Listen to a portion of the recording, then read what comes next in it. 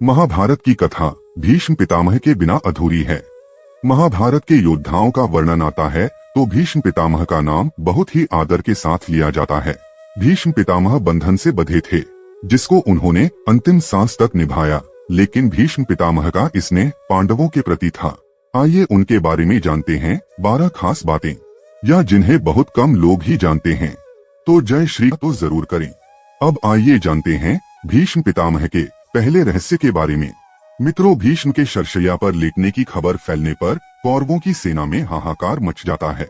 दोनों दलों के सैनिक और सेनापति युद्ध करना छोड़कर भीष्म के पास एकत्र हो जाते हैं। दोनों दलों के राजाओं से भीष्म कहते हैं कि राजा गणों, मेरा सिर नीचे लटक रहा है, मुझे उपयुक्त तकिया चाहिए। उनके एक आदेश पर तमाम राजा और योद्धा तरह तरह के तकिए ले आते हैं, किंतु भीष्म उनमें से एक को भी न लेकर मुस्कुराकर कहते हैं कि ये तकिए इस वीर शैया के काम में आने योग्य नहीं है। फिर वे अर्जुन की ओर देखकर कहते हैं कि बेटा, तुम तो क्षत्रिय धर्म के विद्वान हो, क्या तुम मुझे उपयुक्त तकिया दे सकते हो? आज्ञा पाते ही अर्जुन ने आंखों में आंसू भर लिए और उनको अभिवादन करके भीष्म को बड़ी तेजी से ऐसे 3 बाण मारे जो उनके ललाट को छेदते हुए पृथ्वी में जा लगे। बस इस तरह सिर को सिरहाना मिल गया। इन बाणों का आधार मिल जाने से सिर के लटकते रहने की पीड़ा जाती रही। इतना सब कुछ होने के बावजूद भीष्म क्यों नहीं त्यागते हैं प्राण? अब आइए दूसरे रहस्य को जानते हैं। मित्रों, भीष्म सामान्य व्यक्ति नहीं थे, वे मनुष्य रूप में देवता वसु थे। उन्होंने ब्रह्मचर्य का कड़ा पालन करके योग विद्या द्वारा अपने शरीर को पुष्ट कर लिया था। दूसरा, उनको इच्छा मृत्यु का वरदान भी प्राप्त था। इस युद्ध के समय अर्जुन 55 वर्ष, कृष्ण 83 वर्ष और भीष्म 150 वर्ष के थे। उस काल में 200 वर्ष की उम्र होना सामान्य बात थी। बौद्धों के काल तक भी भारतीयों की सामान्य उम्र 150 वर्ष हुआ करती थी।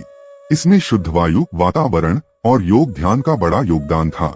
भीष्म जब युवा थे तब कृष्ण और अर्जुन हुए भी नहीं थे। माना जाता है कि भीष्म ही युद्ध में सबसे अधिक उम्र के थे। उन्हें राजनीति का ज्यादा अनुभव होने के कारण वेदव्यास ने संपूर्ण महाभारत में भीष्म को राजनीति का केंद्र बनाकर राजनीति के बारे में उन्होंने जो भी कहा उसका प्राथमिकता से उल्लेख किया। जानते हैं उनके तीसरे रहस्य को। भीष्म को ठीक करने के लिए शल्य चिकित्सक लाए जाते हैं, लेकिन वे उनको लौटा देते थे और कहते थे कि अब तो मेरा अंतिम समय आ गया है, यह सब व्यर्थ है, शरशैया ही मेरी चिता है, अब मैं तो बस सूर्य के उत्तरायण होने का इंतजार कर रहा हूँ। पितामह की ये बातें सुनकर राजागण और उनके सभी बंधु बांधव उनको प्रणाम और प्रदक्षिणा करके अपनी अपनी छावनियों में लौट जाते हैं। अगले दिन सुबह होने पर फिर से वे सभी भीष्म के पास लौटते हैं। सभी कन्याएं, स्त्रियां और उनके कुल के योद्धा पितामह के पास चुपचाप खड़े हो जाते हैं। पितामह ने पीने के लिए राजाओं से ठंडा पानी मांगा। सभी उनके लिए पानी ले आए, लेकिन उन्होंने अर्जुन की ओर देखा। अर्जुन समझ गए और उसने अपने गांडीव पर तीर चढ़ाया और पर्जन्यास्त्र का प्रयोग करके वे धरती में छोड़ देते हैं। धरती से अमृत तुल्य सुगंधित बढ़िया जल की धारा निकलने लगती है। उस पानी को पीकर भीष्म तृप्त हो जाते हैं। फिर भीष्म दुर्योधन को समझाते हैं कि युद्ध छोड़कर वंश की रक्षा करो। उन्होंने अर्जुन की बहुत प्रशंसा की और दुर्योधन को बार बार समझाया कि हमारी यह गति देखकर संभल जाओ, लेकिन दुर्योधन उनकी एक भी नहीं माना और फिर से युद्ध शुरू हो जाता है। अगले दिन फिर से सभी उनके पास इकट्ठे होते हैं। वे नए सेनापति कर्ण को समझाते हैं। वे दोनों पक्षों में अपने अंतिम वक्त में भी संधि कराने की चेष्टा करते हैं। मित्रों, भीष्म के शरशैया पर लेट जाने के बाद युद्ध 8 दिन तक चला। अब आइए जानते हैं चौथे रहस्य को।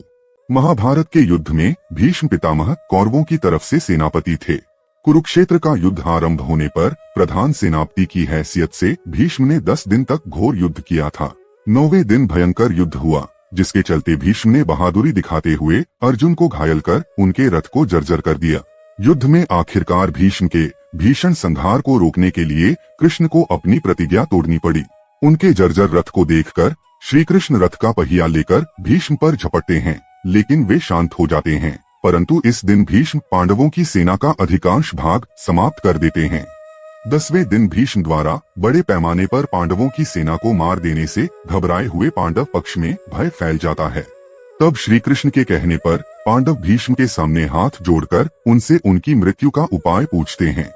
भीष्म कुछ देर सोचने पर उपाय बता देते हैं।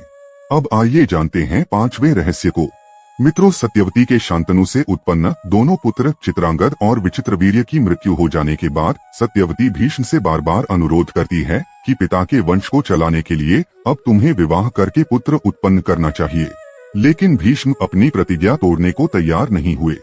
ऐसे में सत्यवती विचित्रवीर्य की विधवा अंबालिका और अंबिका को नियोग प्रथा द्वारा संतान उत्पन्न करने का सोचती है। भीष्म की अनुमति लेकर सत्यवती अपने पुत्र वेदव्यास द्वारा अंबिका और अंबालिका के गर्भ से यथाक्रम धृतराष्ट्र और पांडु नाम के पुत्रों को उत्पन्न करवाती है। शांतनु से विवाह करने के पूर्व सत्यवती ने अपनी कुंवारी अवस्था में ऋषि पराशर के साथ सहवास कर लिया था, जिससे उनको वेदव्यास नामक एक पुत्र का जन्म हुआ था। वे अपने इसी पुत्र से अंबिका और अंबालिका के साथ संयोग करने को कहती है। इस तरह यह कुल ऋषि कुल कहलाता है। आइए छठवें रहस्य पर प्रकाश डालते हैं।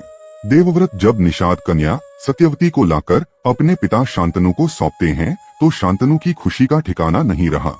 शांतनु प्रसन्न होकर देवव्रत से कहते हैं कि हे पुत्र, तूने पितृभक्ति के वशीभूत होकर ऐसी कठिन प्रतिज्ञा की है जो ना आज तक किसी ने की है और ना ही भविष्य में कोई करेगा। तेरी इस पितृभक्ति से प्रसन्न होकर मैं तुझे वरदान देता हूँ कि तेरी मृत्यु तेरी इच्छा से ही होगी। तेरी इस प्रकार की प्रतिज्ञा करने के कारण तू भीष्म कहलाएगा और तेरी प्रतिज्ञा भीष्म प्रतिज्ञा के नाम से सदैव प्रख्यात रहेगी। जानते हैं सातवें रहस्य को। मित्रों, विचित्रवीर्य के युवा होने पर उनके विवाह के लिए भीष्म ने काशीराज की 3 कन्याओं का बलपूर्वक हरण किया था, जिसमें से एक को शाल्वराज पर अनुरक्त होने के कारण छोड़ दिया था। लेकिन शाल्वराज के पास जाने के बाद अंबा को शाल्वराज ने स्वीकार करने से मना कर दिया। अंबा के लिए यह दुखदायी स्थिति हो गई थी। अंबा ने अपनी इस दुर्दशा का कारण भीष्म को समझकर उनकी शिकायत परशुराम जी से की। परशुराम जी ने अन्याय के खिलाफ लड़ने की ठानी। परशुराम जी ने भीष्म से कहा कि तुमने अंबा का बलपूर्वक अपहरण किया है, अतः अब तुम्हें इससे विवाह करना होगा, अन्यथा मुझसे युद्ध के लिए तैयार हो जाओ। भीष्म और परशुराम जी का 21 दिनों तक भयंकर युद्ध हुआ। अंत में ऋषियों ने परशुराम को सारी व्यथा कथा सुनाई और भीष्म की स्थिति से भी उनको अवगत कराया। तब कहीं परशुराम जी ने ही युद्ध विराम किया। इस तरह भीष्म द्वारा लिए गए ब्रह्मचर्य के प्रण पर वे अटल रहे। आइए विचार करते हैं 8वें रहस्य पर। एक दिन देवव्रत के पिता शांतनु यमुना के तट पर घूम रहे थे कि उन्हें नदी में नाव चलाते हुए एक सुंदर कन्या नजर आई। शांतनु उस कन्या पर मुग्ध हो गए। महाराज ने उसके पास जाकर उससे पूछा कि हे देवी, तुम कौन हो? उसने कहा, महाराज, मेरा नाम सत्यवती है और मैं निषाद कन्या हूँ। महाराज उसके रूप यौवन पर रीझकर उसके पिता के पास पहुँचे और सत्यवती के साथ अपने विवाह का प्रस्ताव किया। इस पर धीवर ने कहा, राजन, मुझे अपनी कन्या का विवाह आपके साथ करने में कोई आपत्ति नहीं है, किंतु मैं चाहता हूँ कि मेरी कन्या के गर्भ से उत्पन्न पुत्र को ही आप अपने राज्य का उत्तराधिकारी बनाएं, तो ही यह विवाह संभव हो पाएगा। निषाद के इन वचनों को सुनकर महाराज शांतनु चुपचाप हस्तिनापुर लौट आए और मन ही मन इस दुख से घुटने लगे। सत्यवती के वियोग में महाराज व्याकुल रहने लगे और उनका शरीर भी दुर्बल होने लगा। महाराज की इस दशा को देखकर देवव्रत को चिंता हुई। जब उन्हें मंत्रियों द्वारा पिता की इस प्रकार की दशा होने का कारण पता चला तो वे निषाद के घर जा पहुँचे और उन्होंने निषाद से कहा कि हे निषाद, आप सहर्ष अपनी पुत्री सत्यवती का विवाह मेरे पिता शांतनु के साथ कर दें। मैं आपको वचन देता हूँ कि आपकी पुत्री के गर्भ से जो बालक जन्म लेगा वही राज्य का उत्तराधिकारी होगा। कालांतर में मेरी कोई संतान आपकी पुत्री के संतान का अधिकार छीन ना पाए, इस कारण से मैं प्रतिज्ञा करता हूँ कि मैं आजन्म अविवाहित रहूंगा। उनकी इस प्रतिज्ञा को सुनकर निषाद ने हाथ जोड़कर कहा कि हे देवव्रत, आपकी यह प्रतिज्ञा अभूतपूर्व है। इतना कहकर निषाद ने तत्काल अपनी पुत्री सत्यवती को देवव्रत तथा उनके मंत्रियों के साथ हस्तिनापुर भेज दिया। मित्रों, जानते हैं 9वें रहस्य को। सत्यवती के गर्भ से महाराज शांतनु को चित्रांगद और विचित्रवीर्य नाम के 2 पुत्र हुए। शांतनु की मृत्यु के बाद चित्रांगद राजा बनाए गए, किंतु गंधर्वों के साथ युद्ध में उनकी मृत्यु हो गई। तब विचित्रवीर्य बालक ही थे। फिर भी भीष्म विचित्रवीर्य को सिंहासन पर बैठाकर खुद राज कार्य देखने लगे।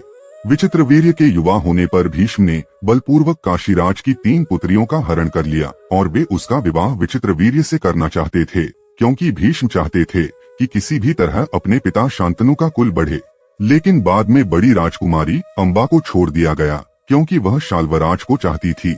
अन्य दोनों अंबालिका और अंबिका का विवाह विचित्रवीर्य के साथ कर दिया गया, लेकिन विचित्रवीर्य को दोनों से कोई संतानें नहीं हुई और वह भी चल बसा। एक बार फिर गद्दी खाली हो गई। सत्यवती शांतनु का वंश तो डूब गया और गंगा शांतनु के वंश ने ब्रह्मचर्य की प्रतिज्ञा ले ली थी।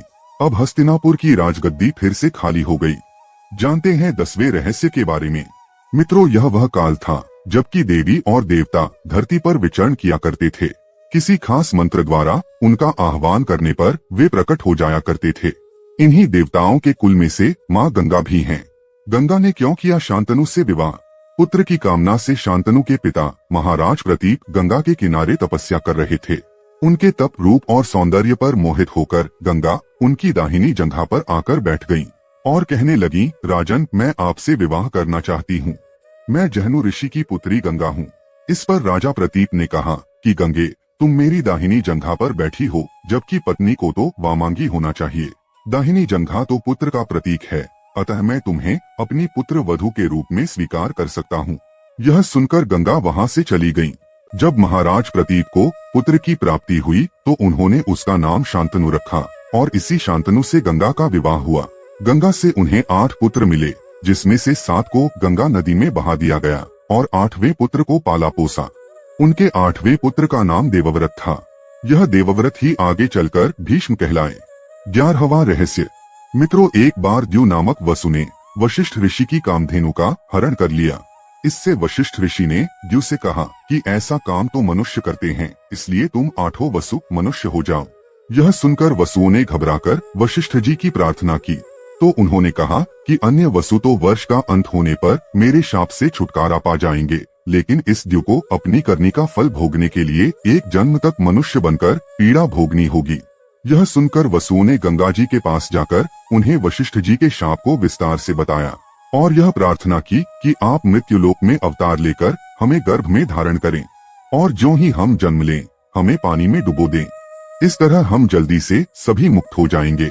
गंगा माता ने स्वीकार कर लिया और वे युक्तिपूर्वक शांतनु राजा की पत्नी बन गईं और शांतनु से वचन भी ले लिया। शांतनु से गंगा के गर्भ में पहले जो 7 पुत्र पैदा हुए थे, उन्हें उत्पन्न होते ही गंगा जी ने पानी में डुबो दिया, जिससे 7 वसु तो मुक्त हो गए, लेकिन 8वें पुत्र को शांतनु ने गंगा को रोककर इसका कारण जानना चाहा। गंगा जी ने राजा की बात मानकर वसुओं को वशिष्ठ के शाप का सब हाल कह सुनाया। राजा ने उस 8वें पुत्र को डुबोने नहीं दिया और इस वचन भंगता के कारण गंगा 8वें पुत्र को सौंपकर अंतर्ध्यान हो गई।